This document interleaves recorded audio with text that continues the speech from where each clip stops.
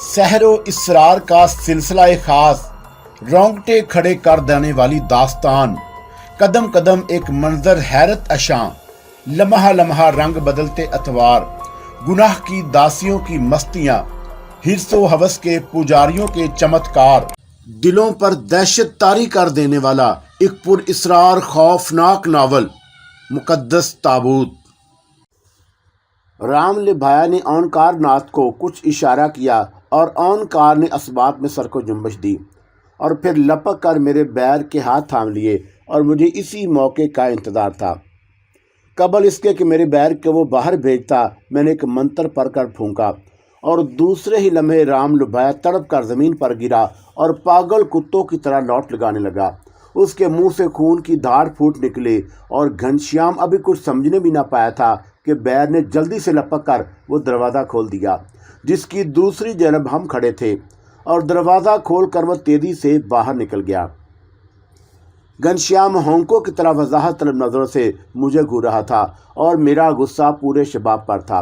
मैंने घनश्याम का हाथ थामकर उसे मेज़ से नीचे उतारा और पकड़कर कमरे में ले गई और ओंकार नाथ हम दोनों को देखकर एक लम्हे को घबराया और मगर जल्द ही खुद पर काबू पाते हुए बोला, बाल के तुम्हारे पति ने हमारे साथ की हमारे सारे किए पर किराए पर पानी फेर दिया और हमारा जाप मंत्र सब नाश कर दिया। हमें उस कारण कोई और उपाय करना होगा। और राम लुभाया बदस्तूर पागलों जैसी हालत में फर्श पर लौट रहा था और मेरे बैर उसकी हड्डी पसली एक करने में मसरूफ थे। घनश्याम ने कुछ कहना चाहा लेकिन और नाक जल्दी से बात बनाकर बोला, मेरे मित्र की ये हालत तेरे पति की वजह से हुई और जो जाप मंत्र मैंने गंदी आत्मा के लिए किया था वो इस गरीब पर पलट गया और मेरे सब्र का पैमाना लबरेज हो गया और फिर भी मैंने सब्र का दामन नहीं छोड़ा और ओंकार नाथ से कहा, महाराज क्या तुम अपनी शक्ति के जोर से अपने मित्र को इस कष्ट से निजात दिलाने का कोई उपाय नहीं करोगे? कर सकता हूँ परंतु इसके लिए समय लगेगा और माँ काली का आत्म जाप जहरीले नागों से भी ज़्यादा खतरनाक है। उसका तोड़ करना इतना आसान नहीं जितना तुम समझ रही हो, परंतु कोई चिंता ना करो, जाकर आराम करो और मैं अपने मित्र की देखभाल करने को तैयार हूँ। महाराज मैंने इस बार हकारत से कहा, 2-4 तंत्र मंत्र मैंने भी पिंडत पुजारियों की सेवा करके सीखे हैं। कहो तो तुम्हारे मित्र को इस कष्ट से निजात दिलाने की खातिर कोई मंत्र पढ़ूं? मंत्र पड़ेगी? ओंकार नाथ ने मुझे संजीदगी से घूरते हुए बोला, बाल के जंतर मंत्र बालकों का रोग नहीं, जाकर अपने पति की खबर ले। और ओंकार का लहजा इस कदर तहकीद अमीज था कि मैं बर्दाश्त न कर सकी और गर्जदार आवाज़ में बोली, पापी अपनी गंदी जुबान बंद रख। अगर तू सचमुच पिंडत होता तो तुझे अब तक जान लेना चाहिए था कि तेरे सामने इस समय कौन खड़ा है और तेरे मित्र को कष्ट किसने दिया।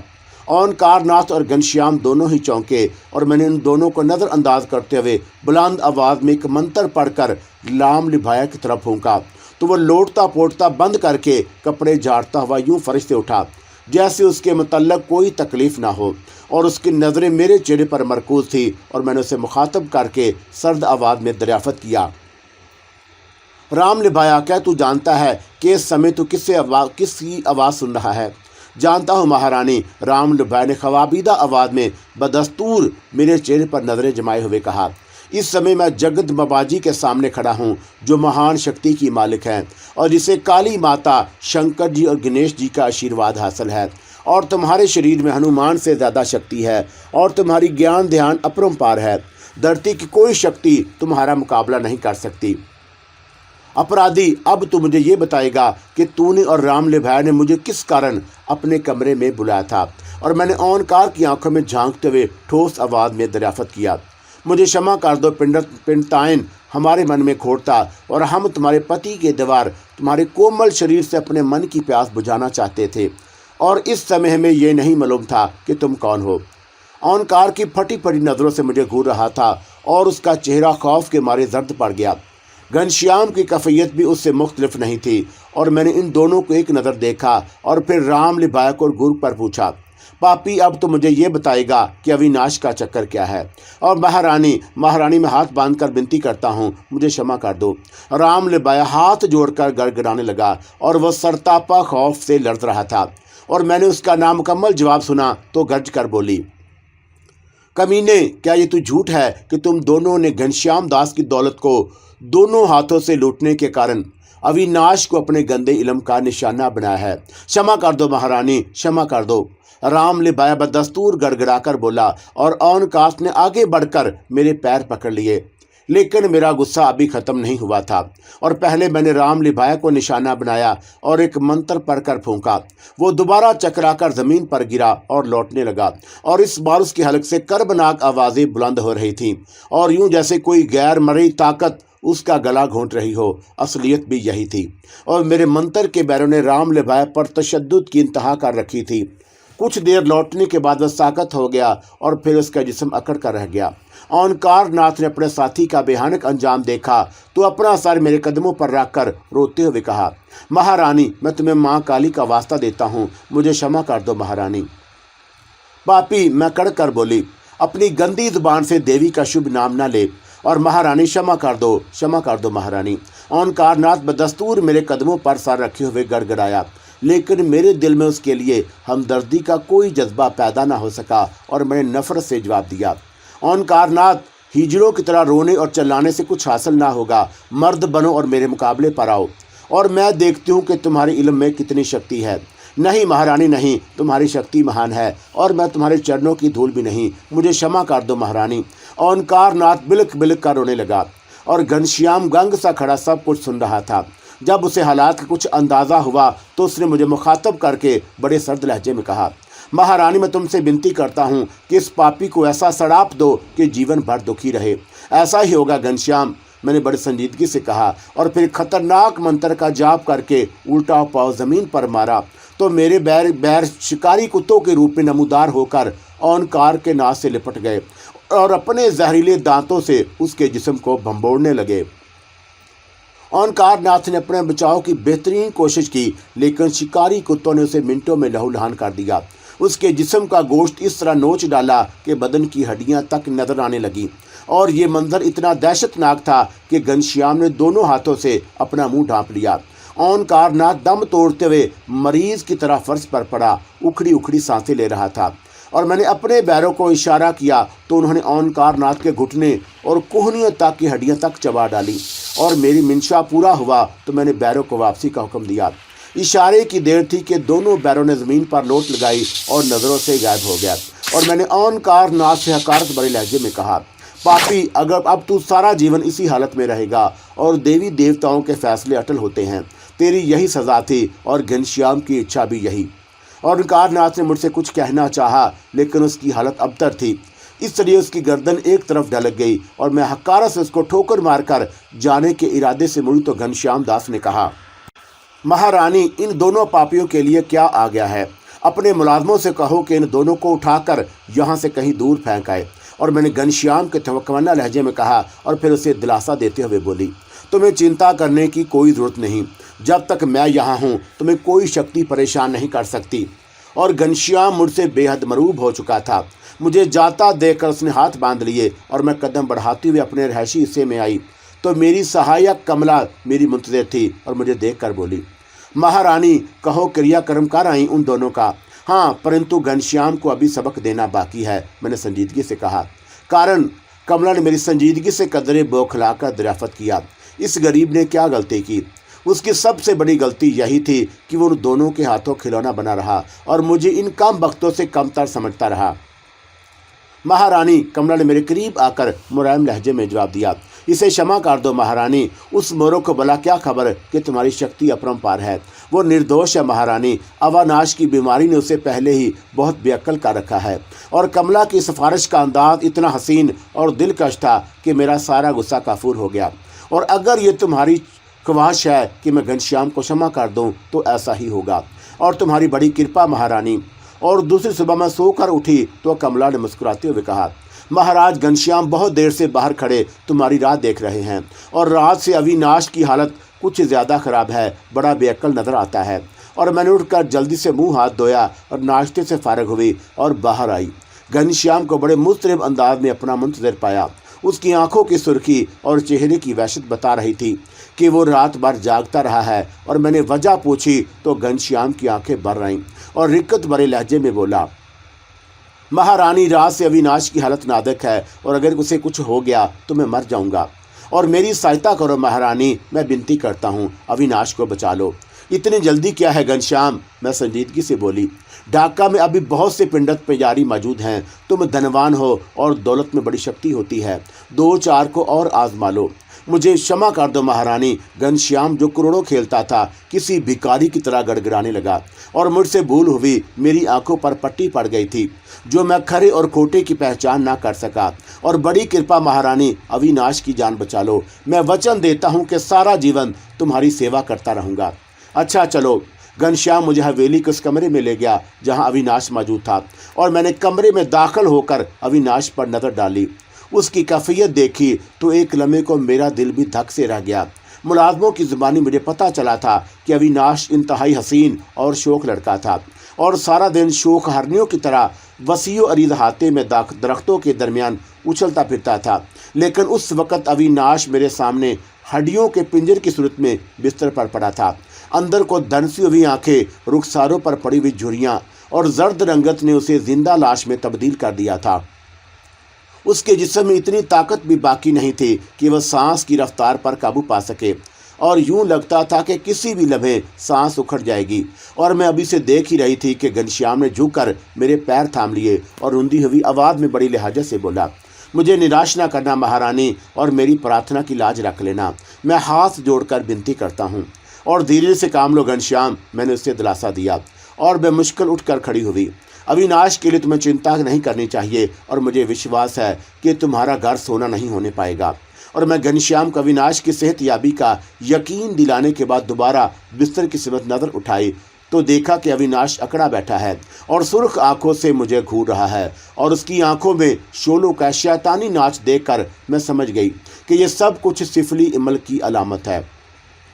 अभी मैं अपने अगले कदम के बारे में गौर कर रही थी कि अविनाश की करख्त मगर मिमनाती हुई आवाज़ कमरे में गूंजी, तू कौन है और मेरे कमरे में क्या लेनी आई है? मूर्ख, जा चली जा यहाँ से।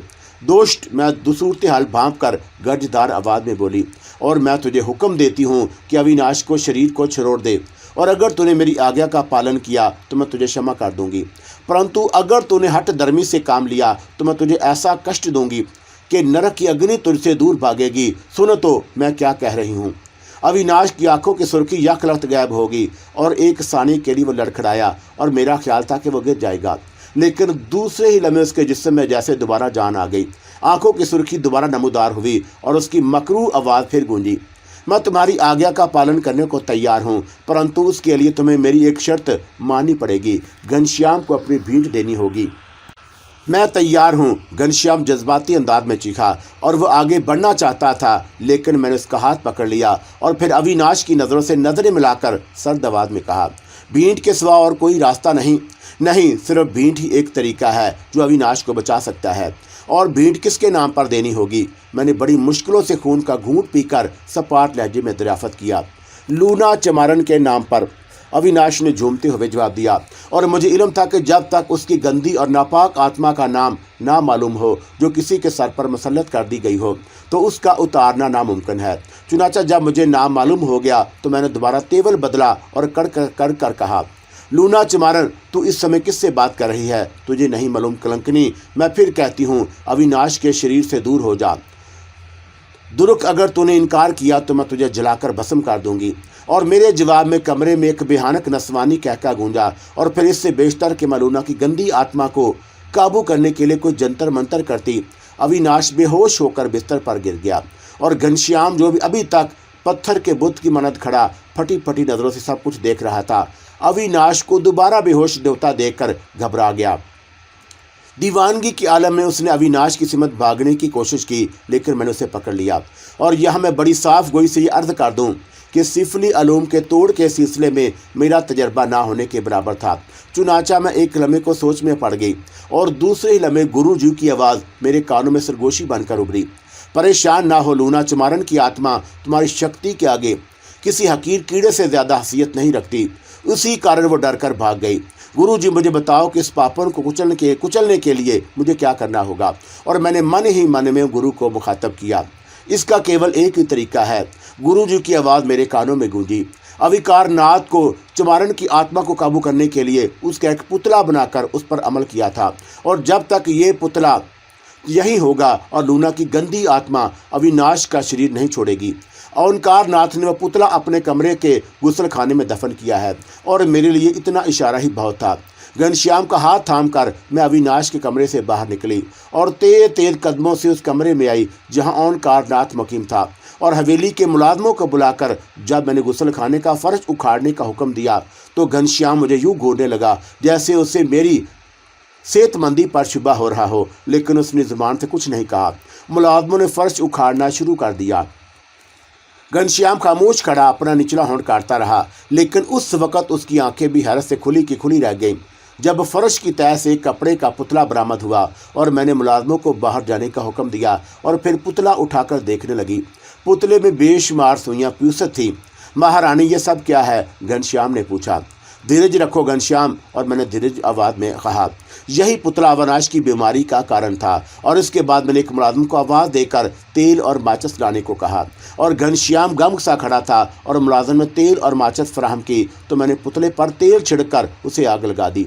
और पुतले को आग लगनी थी कि कमरे में वही मीन मनाती हुई आवाज़ उभरी जो मैं अविनाश के कमरे में सुन चुकी थी। अब उस आवाज़ में बला का कुरब था और बिल्कुल ऐसे लग रहा था जैसे कोई औरत मौत और ज़िंदगी की कश्मकश से दो चार हो। और जूझू पुतले से शोले बुलंद होते रहे, कर्बनाक आवाज़ की शिद्दत बढ़ती गई, और फिर जब पुतला जलकर राख हुआ तो आवाज़ें भी बंद हो गईं। मैंने राख को पैरों से मसल दिया और घनश्याम के साथ दोबारा अविनाश की ख्वाबगाह में दाखिल हुई तो वह होश में था। अलबत्ता अभी तक उसकी कमज़ोरी में कोई फ़र्क नहीं आया था। और घनश्याम को देखकर अविनाश ने अपनी आवाज़ में कहा, पिताजी और मेरे बच्चे, मेरे अविनाश। घनश्याम ने आगे बढ़कर अविनाश को चूम लिया, और बाप बेटे का मिलाप देखकर मेरी खुशी का कोई ठिकाना ना रहा। और मैंने घनश्याम को वहाँ तनहा छोड़कर कुछ कहे सुने बगैर बाहर आ गई, और बाद में कमला की देखभाल और मेरे जंतर मंतर ने अविनाश की सेहत भी बहाल कर दी। और पिंडत रोज़ के अंदर 15 रोज़ के अंदर वो दोबारा हर्न की मानद अपने बाप की हवेली में कलेले भरने के काबिल हो गया। और घनश्याम ने मेरी शक्ति का तमाशा देखने के बाद मेरी आओ भगत दुगनी कर दी, और अब पूरी हवेली में मेरा राज था। तमाम मुलाजम और नौकर चाकर हर वक्त माँ घनश्याम के मेरे आगे पीछे हाथ बांधे मौजूद रहते, और अविनाश की सेहतयाबी का जश्न बड़ी धूमधाम से मनाया गया, जिसमें मैंने भी शिरकत की। घनश्याम चौका कच्चे अकीदत का मालिक था, इसलिए बेशतर शहरों से बड़े बड़े पिंडत पुजारियों को उस दावत में शिरकत की गरज से बुलाया गया और उनके क़याम का मामूल बंदोबस्त किया गया। ढाका में इस बार मेरी आमद का मकसद महज तफरी करना था। चुनांचे अविनाश के ठीक हो जाने के बाद मैं होटल में मुंतकिल हो गई, और घनश्याम ने मुझे अपनी हवेली में रोकने पर बेहद इसरार किया, लेकिन जब मैं किसी तौर तैयार ना हुई तो घनश्याम ने बड़े हौसले से कहा, महारानी, मैं तुम्हारे चरणों की धूल हूँ और तुम्हें किसी भी बात पर मजबूर नहीं कर सकता, परंतु एक बात तुमको ज़रूर माननी पड़ेगी कि जब तुम ढाका में रहोगी तुम्हारा सारा खर्च ये सेवक बर्दाश्त करेगा। धन दौलत आने जाने चीज़ें हैं घनश्याम, और यूँ भी तुम मेरी शक्ति के चमत्कार अपनी आंखों से देख चुके हो। मुझे धन की कोई चिंता नहीं। और मैंने घनश्याम को टालना चाहा, मगर वह बज़िद रहा, तो मैंने मजबूरन उसे सेवा करने की इजाज़त दे दी। चुनांचे जिस होटल में मैंने क़याम किया उसका तमाम खर्च घनश्याम बर्दाश्त करता रहा। मेरे ज़हन से गुनाह सवाब का एहसास मिट चुका था और मैं पूरी तरह योगी राज के चुंगल में फंस चुकी थी। इसलिए जुल्म करना मेरा पसंदीदा मशगला बन गया, और ज़रा सी बात पर मैं किसी के भी शमा हयात गुल कर देती, और 50 अफराद की कातला बन चुकी थी। उस दिन भी मैंने एक बेवा औरत का इकलौता सहारा उससे छीन लिया, और मुझे काली माता के चरणों में इंसानी खून चढ़ाना था। बच्चे के ताज़ा खून से काली माता के पैर धोकर मैं अपने कमरे में पहुंची थी कि बुरी तरह उछल पड़ी। बिस्तर के सामने रखी कुर्सी पर फ़कीर बाबा बैठे थे और उनका चेहरा गुस्से से थमथमा रहा था। उन्होंने गुस्से से कहा, आज तक सुनता आया था कि वली अल्लाह के घर में भी शैतान पैदा हो जाता है, और मुझे शर्म आ रही है कि तुम मेरे दोस्त की बेटी हो। मैंने सोचा था कि तुम्हारी मदद करता रहूँगा, मगर अफसोस, आपसे किसने कहा कि आप मेरी मदद करें, और मैंने पता नहीं किस जज्बे के तहत ये कह दिया। ये तू बोल रही है तो लानत है तुझ पर, और मैं जो कुछ कर रही हूँ ये मेरा निजी मामला है, किसी को दखल देने की ज़रूरत नहीं। और मैंने मुंह बनाकर कहा, कुफर के आगे दीवार बांध जाना हर साहिब ईमान का फ़र्ज है। और अब ना सिर्फ कुफर कर रही है बल्कि गंदगी में बैठी गंदगी खा रही है। ऐ बुढ़े बात जुबान संभाल कर, अब मेरी कुव्वत को तूने देखी नहीं और मैं हत्थे से उखड़ गई थी, मगर मुझे एहसास था कि मैं जो कुछ बोल रही हूँ ये गलत है, मगर मैं खुद पर कंट्रोल खो चुकी थी। अच्छा, तो तुझे अपनी नापाक कुव्वत पर बहुत नाज है, तो ये ले संभल। ये कहकर फ़कीर बाबा ने देहात को झटका। ठहरे, मैंने हाथ उठाकर कहा, और फ़कीर बाबा के चेहरे पर जलाल बाकी था। उन्होंने मेरी आवाज़ पर तवक्कुफ किया और फिर बोले, हाँ बोल, क्या कहना चाहती है। अब मैं पहले वाली भोली बाली कमरे की बू नहीं रही और मेरे पास भी इल्म है और मैं ईंट का जवाब पत्थर से दे सकती हूँ। इल्म है? अरे शैतान की कुव्वत गंदगी में लथड़ी हुई होती है और ईमान बेचकर तुमने कुव्वत खरीदी है। वो इल्म नहीं, जहन्नम का पासपोर्ट है। कुछ भी हो, मेरा कद तो बढ़ गया और अब मैं जो चाहूँ कर सकती हूँ। बंगला ही की कहावत है कि विनाश काले पिरत बूदी, यानी तबाही आने से पहले अकल गंद हो जाती है। और फ़कीर बाबा ने गहरी सांस ली। और तुम्हारे लिए मेरा एक ही इशारा काफ़ी है, मगर क्या करूं? तुम मेरे पीर भाई की बेटी हो और मरहूम की वजह से मैं कुछ नहीं कह पा रहा, फिर भी होशियार कर रहा हूं। तौबा कर लो, वरना मैं कोई भी कदम उठा सकता हूं। मुझ पर एहसान करने की ज़रूरत नहीं, जो दिल में आए करे, मगर याद रखें मैं जवाब देना जानती हूँ। मैं समझ रहा हूँ और ये जुमले तुम्हारे नहीं, उस बदबख्त के हैं जिसने तुम्हारे ज़हन पर कब्जा कर रखा है। और मैं कल तक का वक़्त दे रहा हूँ, अच्छी तरह सोच लो और फिर मुझे बता देना। तुम्हारी इजाज़त के बगैर मैं तुम्हारा जहन साफ़ नहीं करना चाहता और मुझे कोई ज़रूरत नहीं है। अपनी खिदमत अपने पास रखें, मैंने तलख लहजे में जवाब दिया। तुम मेरी बेटी जैसी हो, इसलिए तुम्हें एक मौका दे रहा हूँ। और ये कहकर वो उठ गए। फ़कीर बाबा के जाते ही मैं भी खड़ी हो गई। कुछ भी हो, फ़कीर बाबा की रूहानी कुव्वत हिमालय ऐसी बुलंद थी और मुझे तरह दे रहा थे, वरना मेरी कुव्वत उनके मुकाबले में अशरे अशीर भी न थी और मेरा गुरु भी उनके सामने कुछ न था। और पता नहीं मैं किस रौ में उनसे ज़ुबान लड़ा बैठी थी और अब खौफज़दा थी कि कहीं वो मुझ पर कोई बंदिश ना कर दें। और मुझे अब कौन सा मतन पढ़ना चाहिए। अभी मैं यही सोच ही रही थी कि दिमाग में सरगोशी उभरी कि मुझे काली मंदिर जाना चाहिए। जिसका बाप 5 वक्ता नमाजी था, तहज्जुद गुजार था, सारी रात इबादत किया करता था, उसकी बेटी मंदिरों में जाप करने लगी थी और ये शर्म की बात थी। और मैंने अपने ही हाथों जहन्नम की आग खरीद रही थी, मगर इस वक्त तो मेरा जहन मेरा ना था। इसीलिए मैं कमरे से बाहर निकल आई और सीढ़ियों से उतरकर लॉन्ज में पहुंची थी कि फिर गेट पार करके मैं सड़क पर आ गई और मेरा रुख काली मंदिर की तरफ था। मैं वहां बैठकर जाप करना चाहती थी ताकि मेरी कुव्वत में और भी इजाफा हो जाए। मंदिर पहुंचकर मैं साधुओं के लिए बनी कुटिया की तरफ चली गई और किसी खाली कुटिया में बैठकर मैं जाप करना चाहती थी। और अभी मैं उन कोठरियों के दरमियान पहुंची ही थी कि एक चीख सुनाई दी और मेरे बढ़ते हुए कदम रुक गए। लड़की की चीख में कर्ब था और मैंने बाएं जनब वाली कुटिया पर नज़र डाली।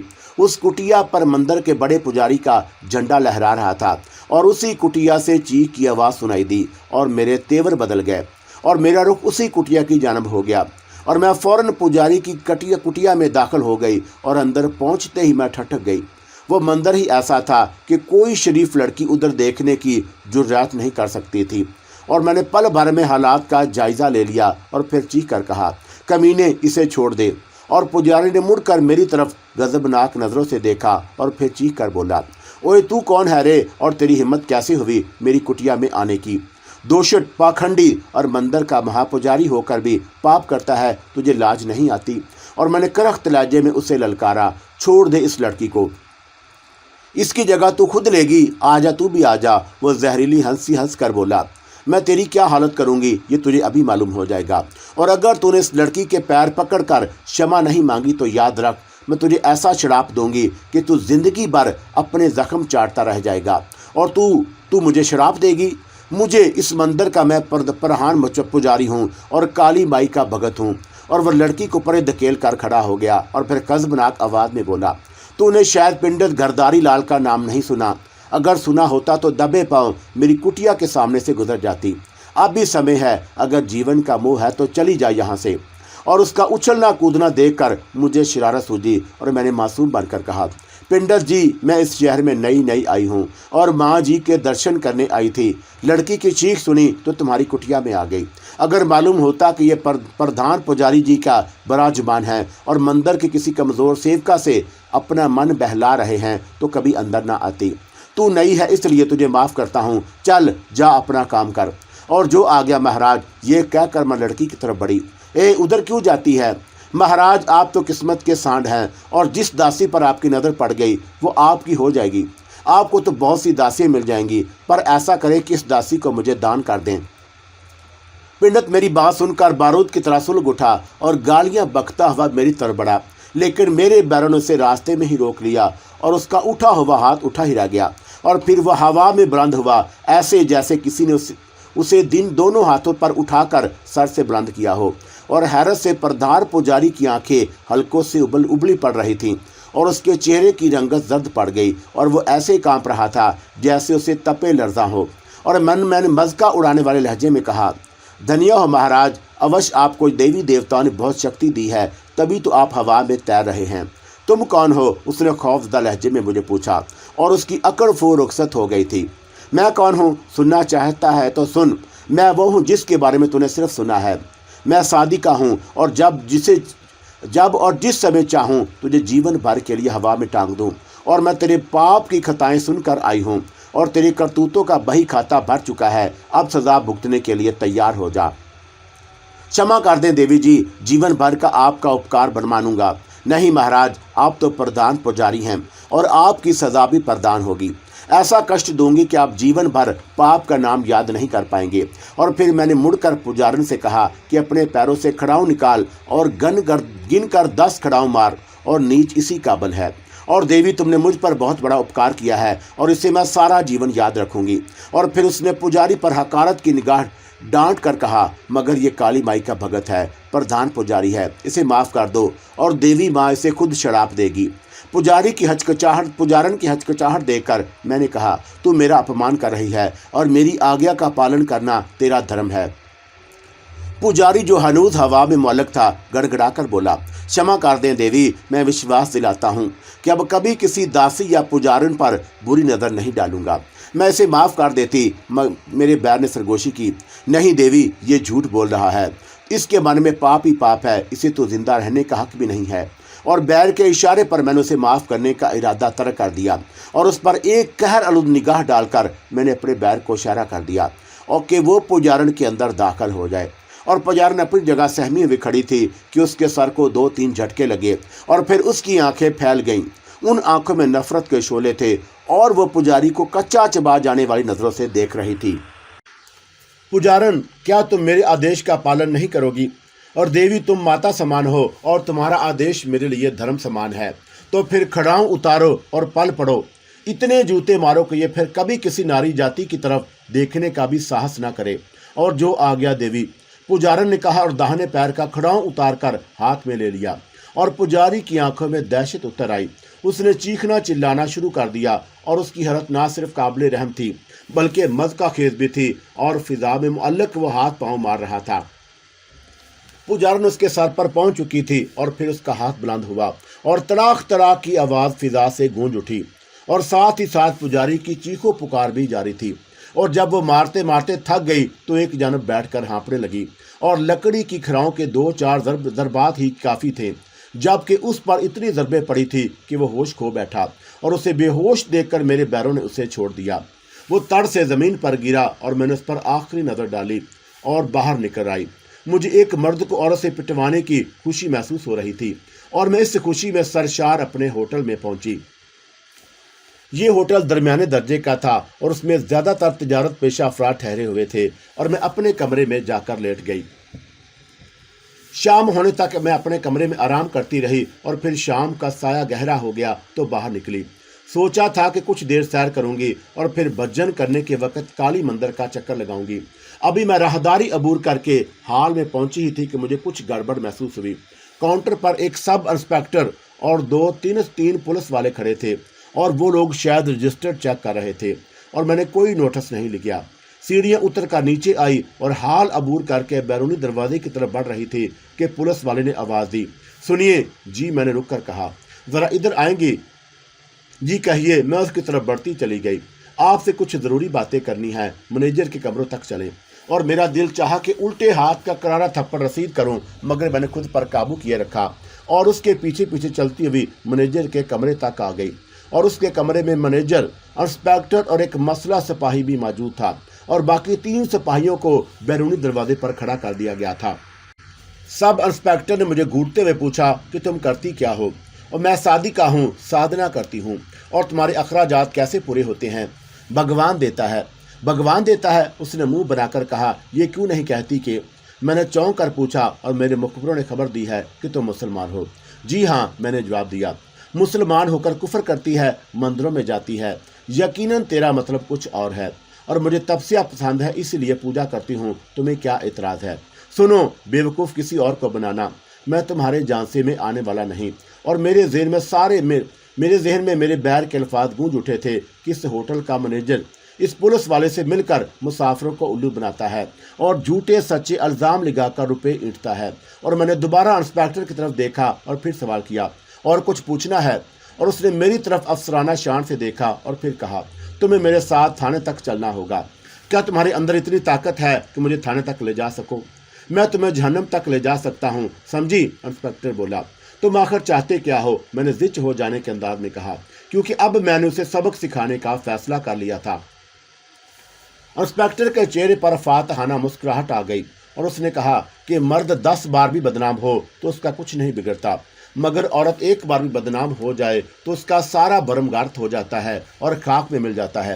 इंस्पेक्टर, बहुत हो गया। अब अगर एक लफ्ज़ भी मुंह से निकाला तो मैं ऐसी सजा दूंगी कि तुम जिंदगी भर याद रखोगे। मैंने गुस्सीले लहजे में कहा। अच्छा, तेरी ये हिम्मत, तुझे अभी बताता हूँ। ये कहकर बराबर में खड़े सिपाही से उसने कहा कि इसे हथकड़ी लगा दो।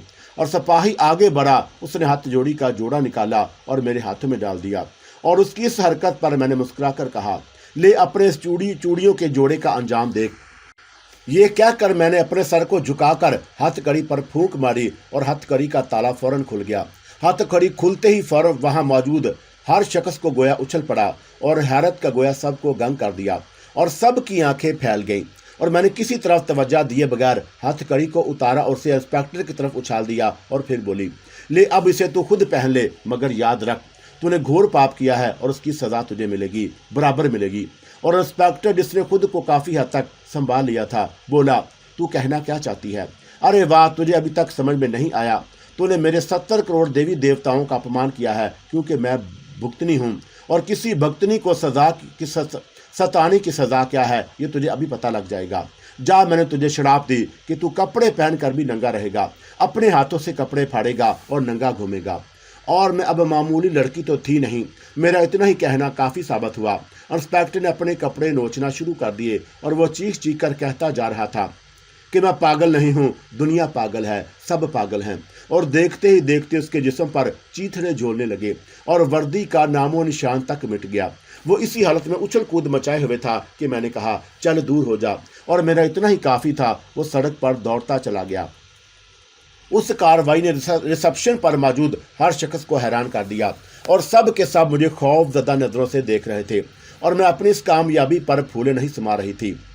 मेरी खुशी दीदनी थी और मैं जोर जोर से हंस रही थी कि मेरी हंसी पर भी ब्रेक लग गए। सामने से फकीर बाबा चले आ रहे थे और हैरत अंगेज बात यह थी कि आज वो अकेले नहीं थे, उनके साथ 2 फकीर और थे। मगर हैरत की बात यह थी कि वो तीनों गुस्से में तमतमा रहे थे और मैंने एक लम्हे में समझ लिया कि वो मुझसे नाराज हैं और मुझे सजा देने आए हैं।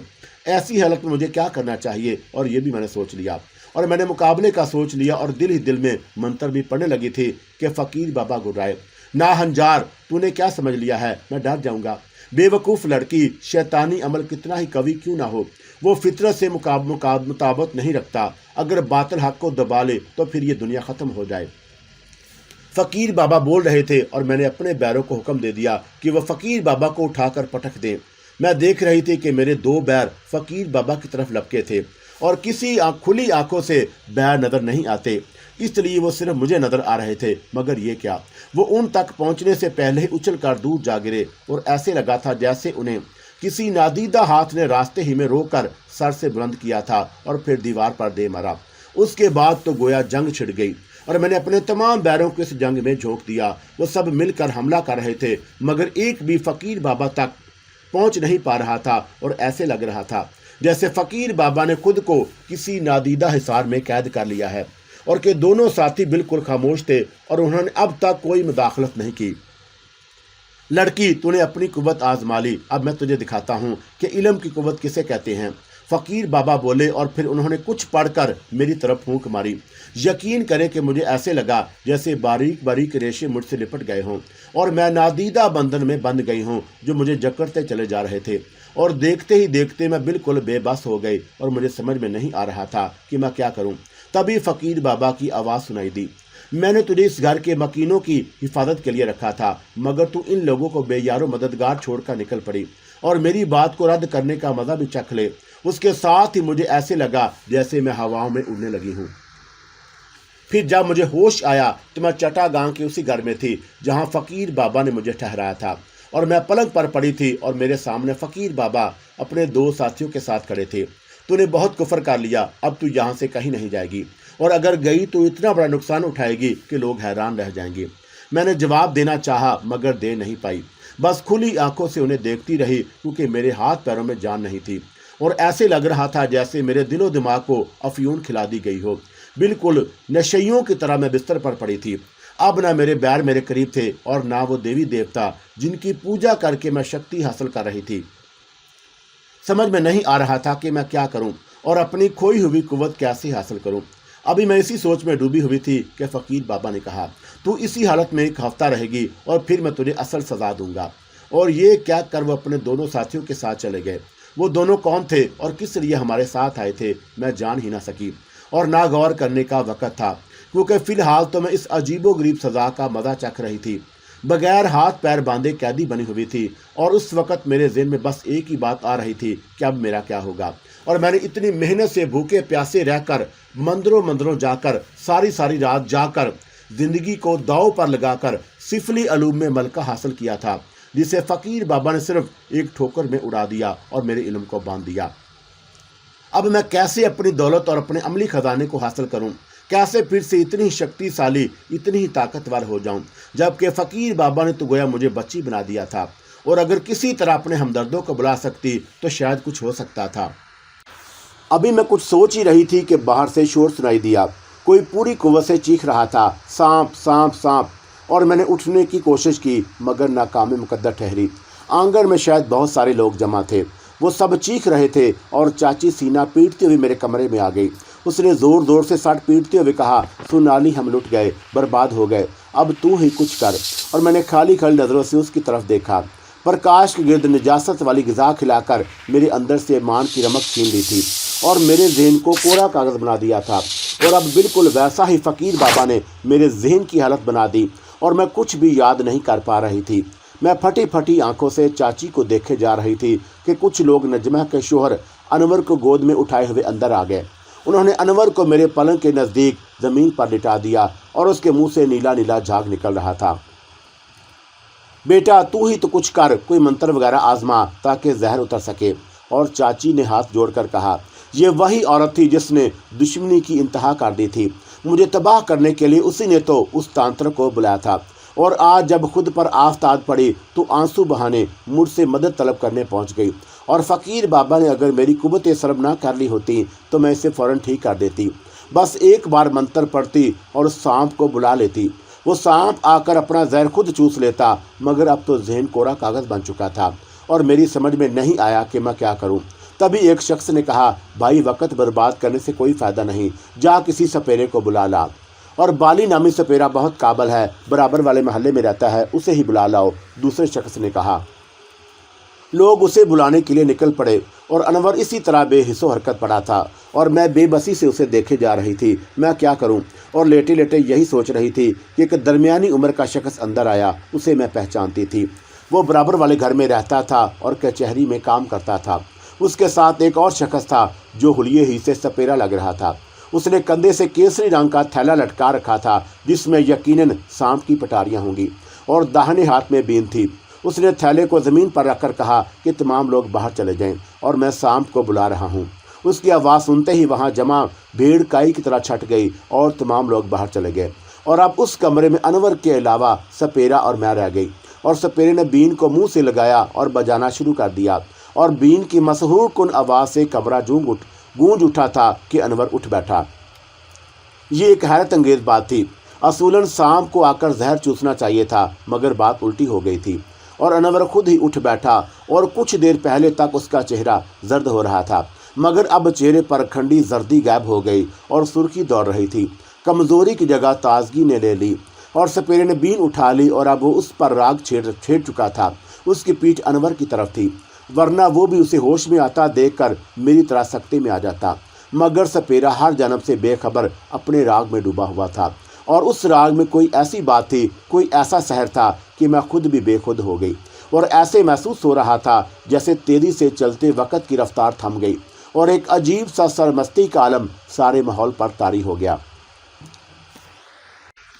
अभी मैं बीन की लय का लुत्फ ले रही थी कि अचानक ही एक तेज फुंकार गूंजी और मैंने चौंक कर पीछे की जानब देखा। बंगाल में सांप बहुत आम हैं और जिस तरह अपने यहाँ हर जगह कैंचवे नजर आ जाते हैं, बिल्कुल इसी तरह वहाँ सांप दिखाई देते हैं। खेत में, खलियान में, बागीचे में और तालाब पर हर जगह सांप नजर आ जाते हैं और मैं खुद भी तरह तरह के सांप देख चुकी थी, मगर ऐसा सांप पहली बार देख रही थी। बंगाल का सबसे खतरनाक सांप काला क्यूटा होता है, मगर ये सांप काला क्यूटा से भी ज़्यादा खतरनाक दिख रहा था और वह झूमता हुआ आगे आकर सपेरे के सामने अपनी दुम पर खड़ा हो गया और सपेरा उसे देखते ही सजदे में गिर गया था और उस जोर जोर से गड़गड़ाने लगा कि कृपा करो प्रभु, इस मनुष्य का जीवन दान कर दो, इसका जहर चूस लो। और ऐसे लगा था जैसे सांप ने उसकी बात समझ ली हो। वो अनवर की तरफ मुड़ गया और अनवर दोबारा लेट चुका था, इसलिए सपेरे को एहसास नहीं था कि वह होश में आ चुका है। सांप अनवर की तरफ बढ़ा ही था कि वह फिर से उठकर बैठ गया और उसने फुर्ती से सांप का फन अपनी मुट्ठी में पकड़ लिया और सपेरे की बीन खामोश हो गई और वो खुद एक लम्हे के लिए हैरतज़दा होकर रह गया और सांप अनवर की कलाई पर लिपट गया। ऐसे मालूम हो रहा था जैसे वो अभी अभी उसकी कलाई के कई टुकड़े कर देगा, मगर देखते ही देखते उसके बाल ढीले हो गए और अनवर ने अपनी मुट्ठी खोली और उसका फन इस तरह कुचल चुका था जैसे किसी ने पत्थर से उसे कुचल दिया हो। और मुट्ठी खोलकर उसने मुस्कुराते हुए सांप को कलाई से झटक दिया और अभी उसके बकिया धड़ में जिंदगी बाकी थी, इसलिए वो वहीं पड़े पड़े ईंटता रहा, लड़ता रहा और बल खाता रहा। सपेरा दौड़कर सांप के करीब गया और उसने खूनी आंखों से अनवर को देखा और वह जल्दी से दंप तोड़ते हुए सांप के सामने दो जानू होकर हाथ जोड़कर बैठ गया। क्षमा कर दो महाराज, धोखा मैंने नहीं बल्कि खुद मुझे धोखा दिया गया है और अगर मुझे पहले से मालूम होता कि ये शख्स जिंदा है तो तुम्हें यहाँ आने का कष्ट भी हरगिज़ ना देता। सांप के जिस्म ने कई बार बल खाए और फिर वो ठंडा हो गया। सपेरे ने बड़ी अकीदत के साथ मरे हुए सांप को अपनी पिटारी में रखा और अनवर से बोला, तुमने मेरे साथ फरेब किया है, छल किया है और मेरी सारी साधना खत्म कर दी। अब जब तक मैं नाग राजा के चरणों में सोने का सांप और एक मन दूध नहीं चढ़ाऊंगा, उस वक्त तक मेरी शक्ति वापस नहीं मिलेगी। और अनवर हंस दिया और फिर बोला, सोने का सांप और एक मन दूध के लिए ढेर सारी रुपए की जरूरत होगी और कहाँ से लाओगे इतनी रकम? रुपए तुम दोगे, तुम्हें देना ही पड़ेगा, उसने बिगड़ कर कहा, वरना मैं तुम्हारे घर को सांपों से भर दूंगा और घर के एक एक शख्स को मेरे बुलाए हुए सांप डस लेंगे और अगर बाहर से बचाने के लिए कोई आ गया तो वो भी मारा जाएगा। अच्छा, तो तुम ऐसा कर लेते हो तो और क्या वो सांप सचमुच के होंगे? हाँ, सचमुच के होंगे, सपेरा भुना गया, और तुमको डस लेंगे। बुलाओ ना यार, अच्छा तमाशा होगा, मैं तुम्हें मुंह मांगा इनाम दूंगा। हंस लो, अभी सर पकड़ कर रोगे, भागने का रास्ता भी नहीं मिलेगा। डराओ नहीं। अनवर ने खौफजदा होने की अदाकारी की और ऐसी अदाकारी जिसमें मसनूयत की झलक थी। हम दिल के बहुत कमज़ोर हैं, कहीं ऐसा ना हो कि हम तुम्हारा खेल देखे बगैर ही मर जाएं। सपेरे ने बन्ना कर बीन उठाई और फूंक मारी, मगर मैं इससे एक ज़रा भी आवाज़ ना निकली और उसने कई बार कोशिश की, मगर हर बार उसे नाकामी मिली। और तब वो झल्लाकर बोला, तुमने मेरी बीन को बांध दिया है और अगर हिम्मत है तो पहले बीन खोल कर दिखाओ और फिर मेरा चमत्कार देखो। भाई, हमें क्या मालूम किस बटन से बीन खुलती है और किस बटन से ये बंद होती है। तुम खुद ही खोल लो ना, और अगर ना खोल सको तो खोलने के लिए इन देवी जी से पूछ लो, ये बहुत बड़ी गंग हैं। तांत्रिक हैं और इसके पास बहुत बड़ी मंत्र शक्ति है। अच्छा, तो ये तुम हो और तुम अरब से हमारे साथ हो, ये सब तुम्हारी ही कारस्तानी है। सपेरे ने मुड़कर मेरी तरफ देखा और गुस्सीले लहजे में बोला, और मेरे पास इस बेतुके सवाल का कोई जवाब नहीं था, इसलिए मैं खामोश हो गई। कायर, बुजदल, पीछे से वार करती हो, हिम्मत हो तो सामने आकर वार करो, फिर मजा चिखाता हूँ। सपेरे ने चीख कर गुस्से का इजहार किया। अरे भाई, तुम अपनी बीन में सही अंदाज से फूंक मारो, जरूर बजेगी, क्योंकि मुझे तो तुम्हारी बीन कहीं से भी बंधी हुई नजर नहीं आती। सफेद ने झटके से बीन उठाई और फूंक मारी और बीन बजना शुरू हो गई। और ऐसी खतरनाक आवाज मैंने बीन पर कभी नहीं सुनी थी। ये तो एक ऐसा साज था जिसकी आवाज दिल में गुदगुदी पैदा करती है, मगर इस वक्त इसकी बीन से ऐसी लय निकल रही थी जो समाज चिकन कही जा सकती है, और मेरे रोंगटे खड़े हो गए। 2-3 मिनट में ही सपेरे की बात सच नजर आने लगी, और इसलिए कि दरवाजे से खिड़की और रोशनदान से गर्द हर रास्ते से सांप अंदर आना शुरू हो गए। अनवर ने सांपों को आते देखा तो उसके होंठों पर मुस्कुराहट खिल उठी, और फिर उसने अपने दाहिने पैर से जूता उतारा और सांपों की तरफ फेंक दिया, और जितनी तेजी से सांप आ रहे थे उतनी ही तेजी से उसका जूता सांपों का सर कुचल रहा था, और ऐसे लग रहा था जैसे उस जूते में मोटर फिट कर दी गई हो, क्योंकि वह तूफानी रफ्तार से सांपों पर बरस रहा था। और थोड़ी ही देर में पूरा कमरा सांपों से अट गया। सांप आना बंद हो गए। गालबन बीन की आवाज़ जहाँ तक गई थी वहाँ के तमाम सांप खींच कर आ गए थे, और सांपों का आना तो बंद हो गया था, मगर सपेरे के मुंह से बीन अलग नहीं हो रही थी। वो बार बार झटका मार रहा था, मगर उसमें गोया बीन चिपक गई थी। तब उसने अनवर की तरफ देखकर हाथ जोड़ दिए कि उसे माफ कर दिया जाए, और अनवर ने मुस्कुराते हुए कहा, हम तुम्हारे इस चमत्कार से खुश हुए, बोलो क्या चाहते हो, तुम्हें इनाम में क्या दिया जाए। आपका दास हूँ, बस इतनी कृपा कर दें कि मेरी रोजी चलती रहे। इसे सोनाली, इसे 200 रुपया दे दे, अनवर ने मुझसे कहा। और मुझे क्या स्टेट बैंक समझ रखा है, मेरे पास इतने रुपए कहाँ हैं। तुम अपने तकिए के नीचे तो देखो, शायद पड़े हों। और अनवर के कहने पर मैंने तकिया हटाया तो हैरत का शदीद झटका लगा, क्योंकि तकिए के नीचे वाकई 202 हरे हरे 3 नोट पड़े हुए थे, और मैंने रुपया सपेरे की तरफ उछाल दिया। अनवर ने कहा, और हाँ, इन सांपों को भी साथ ले जाओ, मगर मेरे पास तो इतनी बड़ी कोई चीज़ नहीं। पिटारी में भरो, सब आ जाएंगे, अनवर ने हुक्म दिया, और उसका कहना सच साबित हुआ, क्योंकि तमाम के सांप एक छोटी सी पिटारी में आ गए थे, जबकि पिटारी इंतहाई छोटी सी थी। और सपेरा इनाम लेकर खुशी खुशी चला गया। उसके जाने के बाद अनवर ने मुझसे कहा, देखा मंत्र की ये ताकत है। हाँ, बिल्कुल सच कह रहे हो, मगर तुम्हें ये कुव्वत मिली कैसे? बेवकूफ़ लड़की, मैं अनवर नहीं हूँ, मैं तो तेरी मदद के लिए आया हूँ। और इस बार आवाज़ अलग थी। उस आवाज़ को सुनते ही मैं उछल पड़ी, क्योंकि ये आवाज़ 100% अजीन वाले उस तांत्रिक की थी जो मुझे सांप की शक्ल में मेरे अपने घर के ताकचे में रखे कटोरे में नजर आया करता था। उस आवाज़ को तो मैं हज़ारों की भीड़ में भी शिनाख्त कर सकती हूँ, और ये आवाज़ 100% पिंडत शोरवीर की थी, और उसी शोरवीर की जो अजीन नगरी का राजतांत्रिक था, और राजा विक्रमादित्य का दरबारी साहर।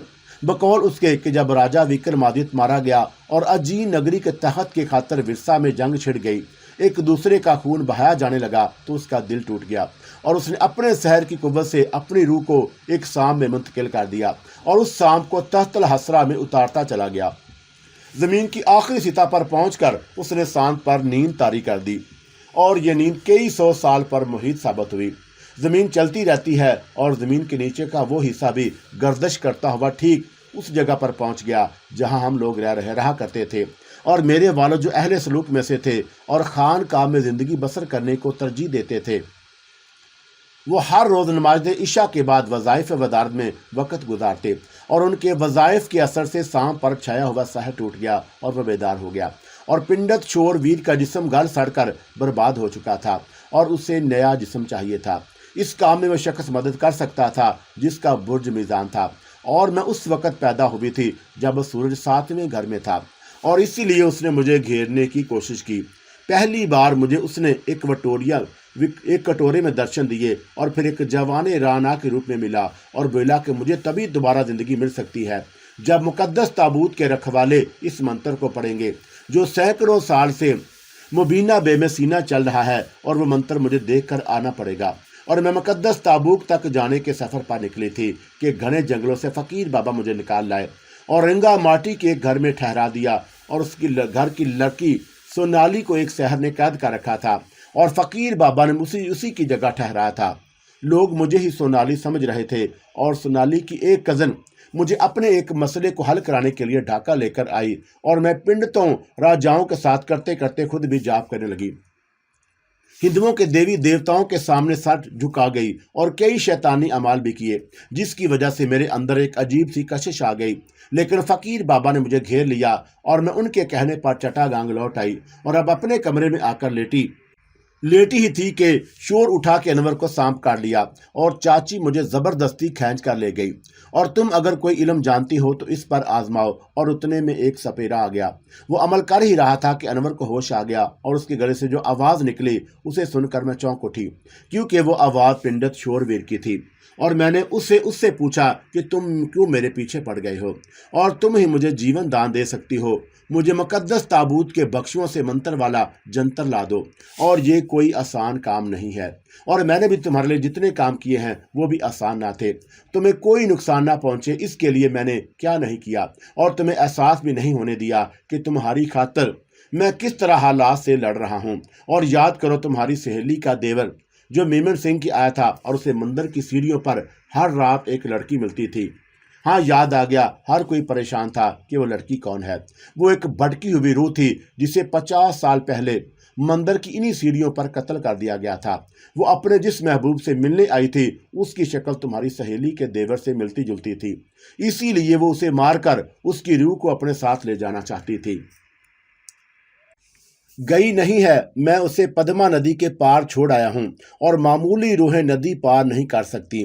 और फिर मैंने शंकर वगैरह को सजा दी कि पुलिस के दफ्तर से तुम्हारी फाइल गायब की और तमाम पुलिस अफसरान का तबादला मगरबी पाकिस्तान करा दिया ताकि तुम बेफिक्री से यहाँ वहाँ घूम सको। अगर तुमने मेरे लिए इतना कुछ किया है तो वाकई मुझे एहसान की बोझ तले दबा दिया है। ये दुनिया कुछ दो और कुछ लो के असूलों पर चलती है और तुमने मेरे ही उकसाने पर गैर दानस्तगी में सारे जाप किए और शक्तिशाली बन गई। अब तुम्हारे अंदर इतनी कुव्वत आ चुकी है कि तुम मेरे लिए बहुत कुछ कर सकती हो। अब तुम क्या चाहते हो? वही जो पहले भी कह चुका हूँ। मुकद्दस ताबूत पर जाकर मेरी मुक्ति के लिए कोशिश करो और ठीक है, मैं वहां जाऊंगी, मगर इस तरह जाना कि किसी को खबर ना हो। मैं ट्रेन में बैठ गई और मुझे अरकान तक जाना था। आखिरी स्टेशन पर उतरकर खच्चर की सवारी करना थी, क्योंकि उसके अलावा कोई दूसरी सवारी नहीं थी। चटागांग हिल ट्रैक में यही वह सवारी राज थी और आखिरी स्टेशन अभी दूर था। कितनी दूर खुद मुझे पता न था। मैं तो बस पंडित शोरवीर की इल्तिजा सुनते ही घर से निकल पड़ी और सीधी जाकर रेल में सवार हो गई। ज़्यादा राह के तौर पर भी कुछ ना लिया और सिर्फ बदन पर कपड़े थे और कुछ भी साथ ना था। और मुझे शोरवीर का एहसान उतारना था, इसलिए कुछ भी सोचा ना था। और ये फिर उसका सहर था कि मैं कुछ ना सोच सकी। अब तो हालते सफर में थी, इसलिए सोचना फजूल था। मैं खिड़की के सर टेक कर बैठी थी कि स्टेशन पर स्टेशन गुजर रहे थे। यकीन करें, इस वक्त मैं मुकम्मल तौर पर अपने हवास में नहीं थी। अभी ज्यादा देर ना गुजरी थी कि एक टिकट चेकर आ गया और उसने सबके टिकट देखना शुरू कर दिए। और मैं देख रही थी कि वो जिस शख्स के पास जाता है वो अपनी जेब से टिकट निकालकर टिकट चेकर के सामने कर देता है और टिकट चेकर उस पर निशान लगाकर उसे वापस कर देता है। आहिस्ता आहिस्ता चेक करता हुआ वो चेकर मेरे पास आ गया। टिकट निकालो। और मेरे पास टिकट नहीं है, मैंने साफ गोई से जवाब दिया। टिकट चेकर ने मुझे घूर कर देखा और सूरतो शक्ल से तो किसी अच्छे घर की लगती हो, और फिर बिला टिकट क्यों सफर कर रही हो? बोलो कहाँ तक जाना है? अरकान तक। और टिकट चेकर की होंठों पर मुस्कुराहट फैल गई। ये ट्रेन तो वासलपुर तक जाएगी। जाने दे, मुझे तो बस अरकान तक जाना है, मैंने बेइतनाई से जवाब दिया। बेवकूफ़ बनाने की कोशिश मत करो। अगर तुम ये समझती हो कि अपने आप को पागल जाहिर करके मुझे बेवकूफ़ बना लोगी तो ये तुम्हारी खामख्याली है। हर हाल में जुर्माने के साथ वासलपुर तक का टिकट काटा जाएगा। और फिर एक कागज़ पर हिसाब लगाते हुए उसने कहा कि सीधे हाथ से 6 रुपये 9 आने निकालो, और मेरे पास पैसे नहीं हैं। मैं कहता हूं खामोशी से पैसे निकाल दो, वरना तुम्हें जेल भिजवा दूंगा। सीधे सीधे बात करो। अब जेल का नाम लिया तो उठाकर बाहर फेंक दूंगी। और मेरे अंदाज पर आसपास बैठे मुसाफिर हंस पड़े। और सीधी तरह से पैसे निकालती हो या नहीं?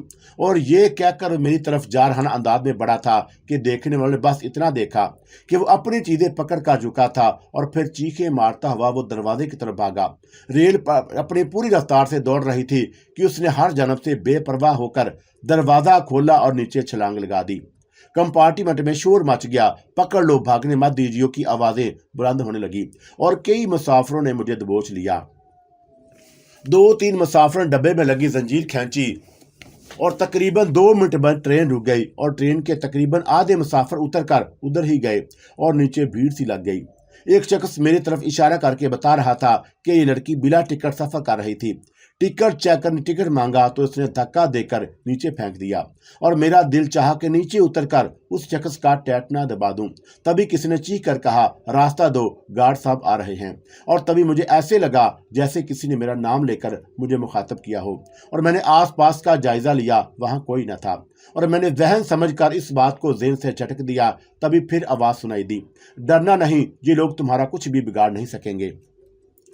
मैंने घूमकर इधर उधर देखा मगर ऐसा कोई भी नजर नहीं आया जो इस भीड़ में मेरा हमदर्द हो और मुझे देख नहीं सकती मगर आवाज तो पहचानती हो, इसीलिए मैं सिर्फ होशियार कर रहा हूँ।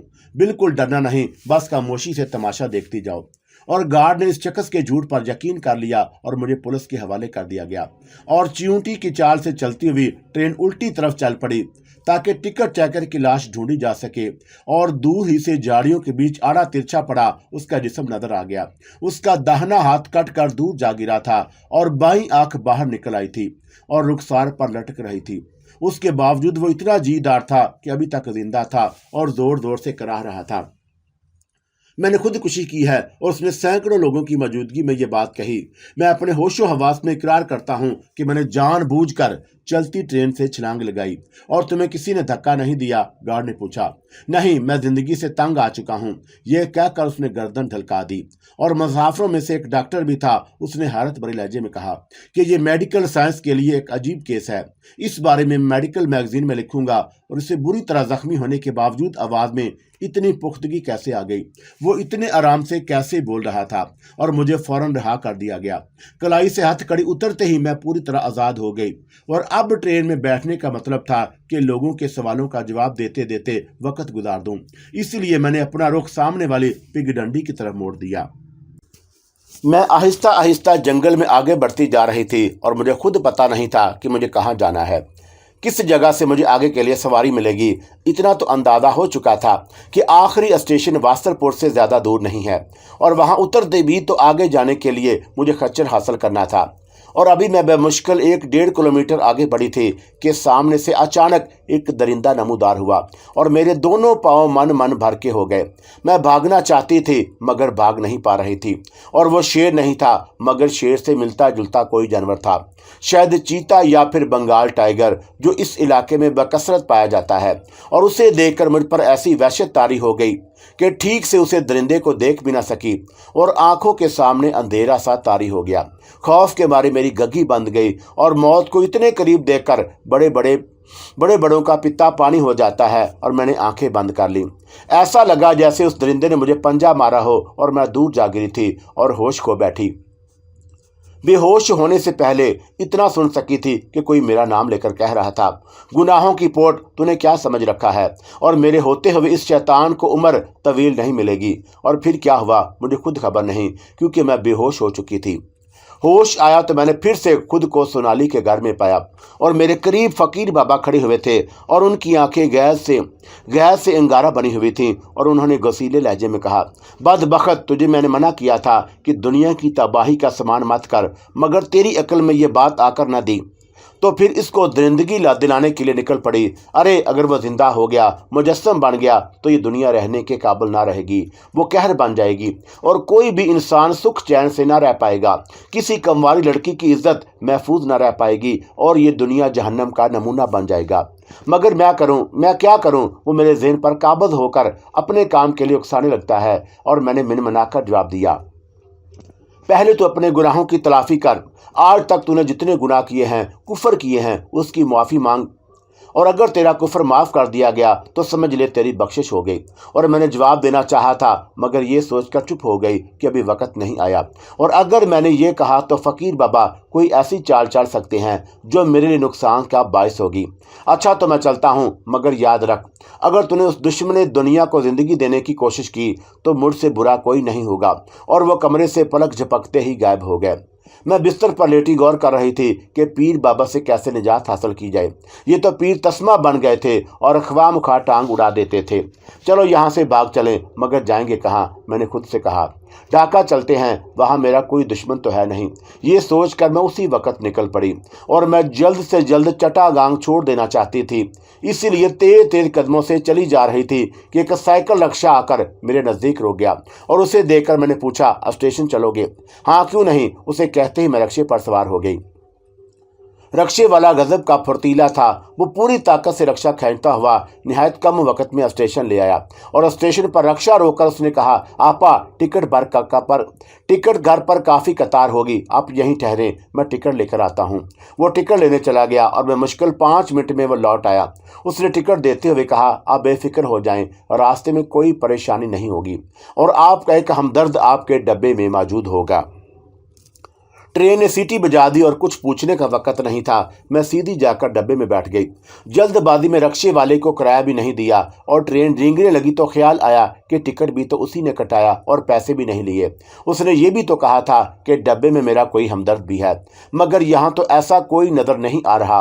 और इत्तफाक की बात है कि मेरे सामने वाले बर्थ पर और मेरी सीट पर भी औरतें बैठी थीं। उनकी कुल तादाद 6 थी और स्टेशन से निकलने के बाद गाड़ी ने रफ्तार पकड़ ली। सामने वाली सीट पर एक छरेरे बदन की लड़की बैठी थी। उसने पूछा, आप कहाँ जाएंगी? ढाका, मैंने मुक्त सिर साथ जवाब दिया। अरे वाह, फिर तो हमारा साथ काफ़ी लंबा है। हम भी ढाका जा रहे हैं। और उसके बोलने का अंदाज पढ़े लिखों जैसा था।